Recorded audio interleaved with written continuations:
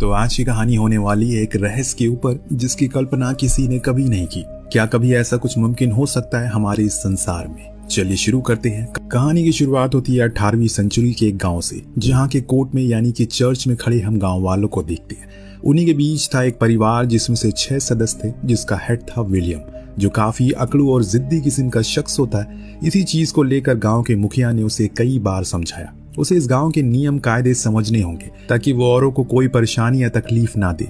लेकिन विलियम का कहना था कि उनके बनाए हुए नियम कानून उसे फिजूल लगते हैं, इसीलिए वो उन्हें कभी नहीं मानेगा। उसकी ये बात किसी को पसंद नहीं आती, इसीलिए होता ये है कि उसे गांव से बाहर का रास्ता दिखा दिया जाता है और हमेशा के लिए हुक्का पानी बंद कर दिया गया। यहाँ तक कि इस गांव के लोग उसकी कोई भी मदद नहीं करेंगे। अगर किसी को ऐसा करते हुए देखा गया तो उसके साथ भी यही होगा। पर विलियम को इस चीज से कोई फर्क नहीं पड़ा। वो चुपचाप अपने परिवार को लेकर गांव से दूर जंगल में बने एक घर में रहने लग गया, जो उसी का बनाया हुआ था क्योंकि वही उसी की खेती थी। हालांकि ये गांव से इतना भी दूर नहीं था, लेकिन यहाँ परेशानियां काफी थी, जिसमें सबसे ज्यादा थी खाने पीने की। फिर भी वो अब यहीं रहेगा अपने परिवार के साथ। इनके पास जितना था उसी में ये खुश थे। अब अगले दिन थॉमसिस सबसे छोटे बेटे सैम को लेकर खेलने के लिए उसे जंगल के पास लेकर जाती है, क्योंकि वो बहुत रो रहा था। पर अचानक से वो खेलते खेलते कहीं गायब हो जाता है। ऐसा लग रहा है कि मानो उसे किसी ने चुरा लिया हो। बेचारी थॉमसिस उसे हर जगह ढूंढती है, पर उसका कोई अता पता नहीं था। अब इसके अगले सीन में हम सैम को एक अजीब सी औरत के पास देखते हैं, जिसके शरीर पर कपड़े नहीं थे। पर इससे भी अजीब ये था कि वो सैम को बड़े ही डरावने तरीके से छू रही है।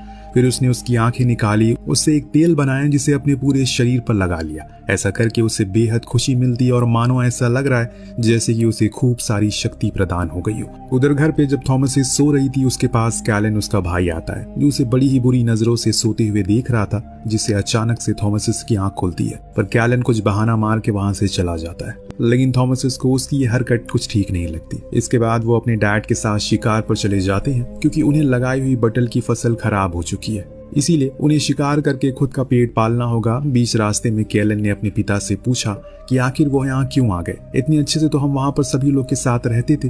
तो उसके पिता ने कहा कि वो जगह उनके लिए ठीक नहीं है, वहाँ बुज़दिल रहते हैं। हम लोग बहादुर हैं, इसीलिए हम यहाँ पर रहेंगे। उसने एक और सवाल किया कि आपको सैम के जाने का कोई दुख नहीं है? तो विलियम ने जवाब में कहा कि नहीं, मुझे कोई पछतावा नहीं है, क्योंकि सैम हमें सड़क किनारे मिला था। मुझे लगता है कि वो नरक में गया होगा। ये सुनकर कैलन हैरान हो जाता है, जो देख विलियम कहता है कि हमें मरने से पहले खुद के पापों का प्रायश्चित कर लेना चाहिए ताकि हम स्वर्ग में जा सके। सैम तो बहुत ही छोटा है, उसने कौन सा पाप कर दिया? यही सवाल कैलन के दिमाग में बार बार घूमता रहता है। इतने में इनके सामने एक काला खरगोश आ जाता है। अब खरगोश तो सफेद होता है, तो ये फिर काला कैसे है? खैर, इन्हें अब मीट से मतलब है, इसीलिए विलियम उस पर निशाना साधता है, लेकिन उसकी बंदूक बैकफायर हो जाती है, जिससे वो चोटिल हो गया। उनका शिकार भी अब भाग चुका है, इसीलिए दोनों ही वापस घर लौट आते हैं, जहां थॉमसिस बाहर खेल रहे ट्विन को डांटती है, क्योंकि वो बहुत ही ज्यादा शोर मचा रहे थे। लेकिन वो उसकी एक नहीं सुनते और अपने काले बकरे के साथ मस्ती करते रहते हैं। पर देखते ही देखते वो काला बकरा कब उनके लिए हानिकारक बन जाता है उन्हें पता ही नहीं चलता। पर वो तो सही समय पर वहां विलियम आकर उसे रोक लेता है और फार्म पर बांध देता है। लेकिन विलियम की पत्नी यानी कि थॉमसिस की सौतेली माँ, जी हाँ, उसके साथ किसी सौतेली जैसा सलूक करती है।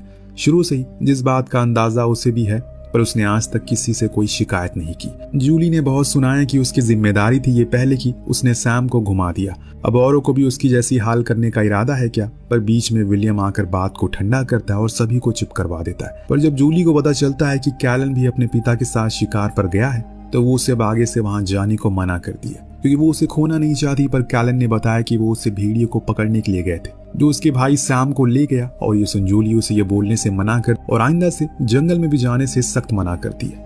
अब एक दिन जब थॉमसिस को देखती हैं जो नदी किनारे कपड़े धो रही थी, तो कैलन आकर फिर से उसे एक बुरी नजर से देखता है। पर थॉमसिस ने उसे ऐसा करते हुए देख लिया, तभी कोई थॉमसिस को विच कहकर पुकारता है, यानी कि चुड़ैल। ये असल में मोसिस था, उसी ट्विंस में से एक। तो थॉमसिस भी कहाँ पीछे रहने वाली थी। उसने भी कहा कि हाँ, वो विच है, क्योंकि उसका दिल सबसे साफ है। और इसीलिए गॉड ने कैलन ने बताया कि वो उसे भेड़ियों को पकड़ने के लिए गए थे, जो उसके भाई सैम को ले गया। और ये सुन जूली उसे ये बोलने से मना कर और आइंदा से जंगल में भी जाने से सख्त मना करती है। अब एक दिन जब थॉमसिस को देखती हैं जो नदी किनारे कपड़े धो रही थी, तो कैलन आकर फिर से उसे एक बुरी नजर से देखता है। पर थॉमसिस ने उसे ऐसा करते हुए देख लिया। तभी कोई थॉमसिस को विच कहकर पुकारता है, यानी कि चुड़ैल। ये असल में मोसिस था, उसी ट्विंस में से एक। तो थॉमसिस भी कहाँ पीछे रहने वाली थी। उसने भी कहा कि हाँ वो विच है, क्योंकि उसका दिल सबसे साफ है और इसीलिए गॉड ने उसे मौत की किताब पर हस्ताक्षर करवाए। और हाँ, वो छोटे बच्चों को मारकर भी खा जाती है। अब उसकी ये बातें मोसिस को बुरी तरह से डरा देती है। तो कैलन उसे बताता है कि वो सिर्फ किताब में पढ़ी कहानियां बता रही है, बाकी सब झूठ है। पर फिर भी मोसिस उसे डर कर भाग जाता है। अब कहानी जैसे जैसे आगे बढ़ेगी आपको कुछ ऐसे सीन और ट्विस्ट देखने को मिलेंगे जो आपकी कल्पना से परे। बस बने रहिए आखिरी तक। शाम में खाने के समय जूली थॉमसिस को एक चांदी के बर्तन के बारे में पूछती है, क्योंकि उसने आखिरी बारी उसे उसके पास ही देखा था, पर उसे उसके बारे में कोई पता नहीं है। इसीलिए वो इनकार करती है, पर जूली मानने को राजी नहीं थी। दरअसल विलियम ने उसे बेच दिया था, जिसके बदले में उसे बंदूक ले ली, पर इस बारे में उसे किसी को कुछ नहीं बताया। तभी अचानक से बाहर बकरियों की चीखने की आवाज आने लगती है, जिसे देखने के लिए थॉमसिस बाहर गई तो वहां देखा कि वही काला खरगोश उन बकरियों के बीच में बड़े ही आराम से बैठा है। उसे ही देख रहा है। ये देखकर वो थोड़ा डर जाती है और फौरन अंदर आ गई। वहीं जूली तो विलियम से कहती है कि हमें थॉमसिस को घर से बाहर कर देना चाहिए, क्योंकि मुझे लगता है कि वो श्रापित है, क्योंकि जब से वो हमारे साथ है तब से ही कुछ न कुछ अशुभ होता जा रहा है। विलियम कहता है कि ऐसा कुछ नहीं है, पर हाँ, अगर तुम्हें ऐसा लगता है तो मैं उसे अपने दोस्त के घर पर नौकरी दिलवा दूंगा, जिससे कि वो दिन भर वहीं रहेगी, ताकि तुम आराम से ज्यादा रह सको। ये बाहर खड़ी थॉमसिस सुन लेती है। उसे बहुत दुख होता है, क्योंकि उसने उन दोनों को कभी भी सौतेला नहीं समझा, पर वो उसे हमेशा सौतेला ही समझते रहे हैं। अगले दिन अब कैलन और थॉमसिस दोनों अपने लगाए हुए जालों को देखने के लिए जाते हैं, तो उन्हें वहां एक खरगोश फंसा हुआ मिलता है, जिससे वो बहुत खुश हुए। वापस आने लगे तभी उनके सामने वही काला खरगोश फिर से आया, जिसे देखकर दोनों चौंक गए, क्योंकि उन दोनों ने ही उसे कभी न कभी देखा था। और थॉमसिस के चेहरे पर अलग किस्म का डर था।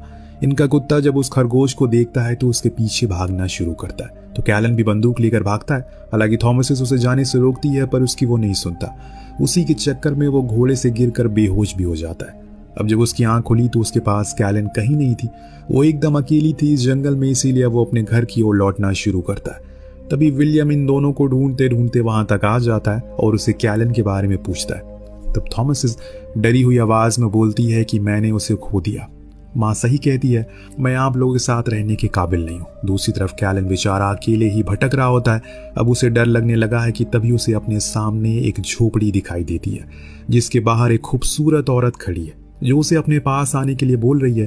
कैलन भी उसकी बातों में आ जाता है और उसके करीब चला जाता है। तब वो लेडी उसे सेड्यूस करके झोपड़ी के अंदर ले जाती है। और इधर घर पर अब कैलन की खबर सुनकर सभी घबरा जाते हैं, क्योंकि उन्हें सच में फिक्र होने लगी थी। सबसे ज्यादा थॉमसिस डरी हुई है, क्योंकि उसकी वजह से उन्होंने सैम को पहले ही खो दिया है, और अब कैलन। तभी अचानक से फिर से बकरियों की चिल्लाने की आवाज आती है, तो वो भागती हुए बाहर जाती है, जहां उसने देखा कि कैलन बिना कपड़ों के बुरी तरह घायल अवस्था में खड़ा है। वो फौरन उसे अंदर लेकर आती है और उसे पहनने को गर्म कपड़े देती है। पर अब कैलन बेहोश था, जो देख उसकी माँ ने कहा कि उसे ऊपर विच का साया है, हमें फौरन कुछ करना होगा। पर विलियम का कहना था कि वो बस घायल है, थोड़े टाइम में ठीक हो जाएगा। यहाँ वो थॉमसिस के ऊपर कोई बात आने नहीं देता और सच भी जूली से कह देता है। उसने ही सुबह उसे कहा था कि वो थॉमसिस के साथ जंगल में जाकर उन जालों में कुछ भी फंसा उसे लेकर आए। मुझे नहीं पता कि ऐसा कुछ हो जाएगा, लेकिन तुम घबराओ मत, सब कुछ ठीक हो जाएगा जल्दी। अब सुबह होने पर थॉमसिस बकरियों का दूध निकालने के लिए जाती है, जहाँ वो ट्विंस फिर से बार बार उसे विच कहकर चिढ़ाने लगते हैं। इससे वो परेशान होकर उन्हें डांट देती है। तभी उसकी नजर पड़ी बकरियों से निकल रहे दूध पर, जो कि सफेद नहीं बल्कि लाल था। अब इसे वो दोनों डर कर भाग जाते हैं और थॉमसिस भी डर चुकी थी। ऐसा कैसे हो सकता है? घर पर अब कैलन की हालत खराब होती जा रही है, इसीलिए विलियम फैसला करता है कि वो गांव जाकर डॉक्टर को ले आएगा और लगे हाथ थॉमसिस की नौकरी के बारे में भी बात करेगा। पर इससे पहले कि घर से निकले, कैलन को होश आने लगा, पर अब वो तड़पने लगा है, अजीब सी हरकतें करने लगा है, उसके बदन को मानो कोई मरोड़ रहा हो। तभी अचानक से उसे एक हिचकी आई और उसके मुंह से एक सड़ा हुआ सेब बाहर निकला। ये देख जूली को अब यकीन हो गया है कि वो सच में श्रापित हो चुका है और ये श्राप विच ने दिया है, जो जंगलों में रहती है। अब यहाँ जब वो उन दोनों ट्विंस ने विच के नाम सुना तो उन्हें कह दिया कि ये सब थॉमसिस का किया हुआ है, क्योंकि वही विच है, उसने ही हमें बताया था। पर वो रोती हुई कहती है कि वो सब एक मजाक था, भला वो कैलन के साथ ऐसा क्यों करेगी। लेकिन यहाँ विलियम सभी को शांत रहने को कहता है और प्रे करने को बोलता है, क्योंकि अब उन्हें गॉड ही बचा सकते हैं। लेकिन तब तक उन दोनों ट्विंस के पेट में अजीब सी मरोड़ होना शुरू होती है। इतने में कैलन के मुंह से खून आने लगता है और अजीब तरीके से वो हंसते हुए अपना दम तोड़ देता है। जो देख सभी बहुत ही ज्यादा मायूस हो जाते हैं। थॉमसिस तो बाहर जाकर रोने लगती है। तब उसके पिता उसके पास आते हैं और पूछते हैं कि बताओ तुम्हारे साथ क्या हुआ। अपने पिता से मुंह से निकले इन सवालों को सुन थॉमसिस तो मानो पागल हो जाती है और कहती है कि अगर वो सच में वो विच होती तो सबसे पहले उन ट्विन को मारती, क्योंकि वो मुझे सबसे ज्यादा परेशान करते हैं। लेकिन मैंने ऐसा कभी नहीं किया और मुझे तो लगता है कि वो विच उस काले बकरे में है जिसके साथ वो हमेशा खेलते रहते हैं और कभी कभी तो वो उससे बातें भी करते हैं, इसीलिए आपको उसे मार देना चाहिए। विलियम अब परेशान हो चुका है इन चीजों से, इसीलिए वो उसके बालों को पकड़ते हुए फार्म पर लेकर जाता है। वहीं बंद कर देता है। उसके साथ वहाँ ट्विंस भी थे और वो काला बकरा भी, चारों वहीं बंद थे। और जाते हुए कहा कि कल वो थॉमसिस को गांव लेकर जाएगा जहां वो नौकरी करेगी और उनसे दूर रहेगी। थॉमसिस अपने पिता को समझाने की कोशिश करती है कि वो जैसा समझ रहे हैं वैसा कुछ नहीं है, लेकिन अब विलियम किसी की नहीं सुनने वाला। रात में कैलन देखती है कि उसका बेटा यानी कि कैलन सैम को लेकर आया, उससे बातें करने की कोशिश कर रहा है, जो देख वो बहुत ज्यादा खुश हुई। कैलन ने कहा कि अगर आपको अच्छा लगता है तो मेरा आना तो मैं रोज आऊंगा, लेकिन उसके लिए आपको हस्ताक्षर करना होगा, वो बनना होगा जो मैं कहूंगा। इस दौरान हम देख पाते हैं कि असल में जो बच्चा जूली के हाथ में था वो एक कौवा होता है जिसे वो ब्रेस्ट फीड कर रही थी। सीन काफी भयानक होता है, लेकिन इससे भी ज्यादा भयानक तो वहां फार्म पर था जहां इन तीनों को कुछ अजीब सी आवाजें सुनाई दे रही है, जिससे ये बहुत ज्यादा डर जाते हैं और चिल्लाना शुरू करते हैं। तभी अचानक से वहां एक बूढ़ी औरत आकर उन्हीं बकरियों का दूध पीना शुरू करती है, जिससे इनकी घबराहट और होने लगती है और फिर एकदम से अंधेरा छा जाता है। अब जब सुबह हुई तो विलियम घर से बाहर आया, देखा कि उनकी फार्म पूरी तरह से बर्बाद हो चुका है और कुछ नहीं बचा। वो ट्विंस गायब हो चुके हैं, जितनी भी बकरियां थी वो सब की सब मारी जा चुकी हैं। सिर्फ बची है तो वो थॉमसिस, जिसके हाथों में खून है। तभी अचानक से वो काला बकरा आ जाता और विलियम पर खुद की सींग से बार बार हमला करके उसे बड़ी ही बेदर्दी से मार डालता है, जिसकी चीखें सुन जूली बाहर आई और उसने भी सब कुछ देख लिया कि ये सब थॉमसिस का ही करा धरा है, इसीलिए वो उसे मारने के लिए आगे बढ़ती है। तो थॉमसिस ने खुद के बचाव के लिए चाकू का इस्तेमाल किया, जो सीधे लगा उसकी माँ के सीने पर, जिससे वो भी मारी गई। और पूरे परिवार में बची है सिर्फ अकेली थॉमसिस, वो काला बकरा जिसे बात करने के लिए वो सीधा अस्तबल में जाती है। इस बीच अचानक हम देख पाते हैं कि दिन से रात भी हो चुकी है, तो बड़ी अजीब बात थी। अब तो यहाँ थॉमसिस उसे बात करने की कोशिश करती है, क्योंकि उसे शुरू से लगता है कि वो ही असली विच है, उसने ही सब कुछ किया है। अब यहाँ शॉकिंगली वो काला बकरा उससे बात करने भी लगता है, पूछता है कि क्या उसे एक अच्छी जिंदगी चाहिए, क्या उसे अच्छा खाना चाहिए, क्या वो चाहती है कि सब लोग उसकी बात को माने। तो थॉमसिस हाँ में जवाब देती है। तब वो बकरा एक इंसान में तब्दील हो जाता है और उससे कहता है कि ठीक है, मेरी बात मानो, अपने कपड़े उतारो, खुद की हस्ताक्षर करो और मेरी हो जाओ। अब मानो थॉमसिस उसके वश में आ चुकी थी, वो जो कह रहा था वो करती जा रही थी। फिर वो सीधा जंगल में जाने लगती है। उसी बकरी के पीछे पीछे एक जगह पहुंचती है जहां काफी सारी औरतें बिना कपड़ों के बॉनफायर के पास बैठी थी, कुछ अजीब अजीब सी हरकतें कर रही थी। थॉमस भी उन्हें जाकर ज्वाइन कर लेती है, जिससे वो सभी हवा में उड़ने लगती है, जिसमें सबसे ऊपर थॉमसिस थी, यानी कि वो अब सबसे ऊपर है। पर क्या वही विच है या फिर वो बकरे का सब कुछ करा धरा है? अब आपके मन में सवाल आ रहा होगा कि आखिर थॉमसिस को ही क्यों चुना गया। और भी तो लोग घर में थे, तो मैं आपको बता दूं कि डेमन को सिर्फ एक प्योर सोल की जरूरत होती है। अब इस घर में कोई ना कोई पाप कर रहा था, जैसे कि विलियम जिसे खुद पर बहुत घमंड था, तो वहीं जूली जो कि बहुत बेकार औरत थी, वो दोनों टिन्स जो बहुत ही ज्यादा शरारती थे, कैलन जिसके अंदर बहुत ही ज्यादा लस्ट था, तो बची थॉमसिस जिसका दिल पूरी तरह से साफ था। 16वीं सेंचुरी में हुआ करता था जब अमेरिका में किसी खूबसूरत या फिर स्किलफुल लड़की को विच करार दिया जाता था, जिसे पूरे गांव वाले मिलकर उसे मार देते थे या फिर उसका फायदा उठाते थे, जिसे सैल्वन विच ट्राइब कहा जाता है। और इस कहानी में शायद यही दिखाने की कोशिश करी गई है। वेल, आपको कहानी कैसी लगी हमें कमेंट करके जरूर बताएगा। मिलते हैं अगली वीडियो।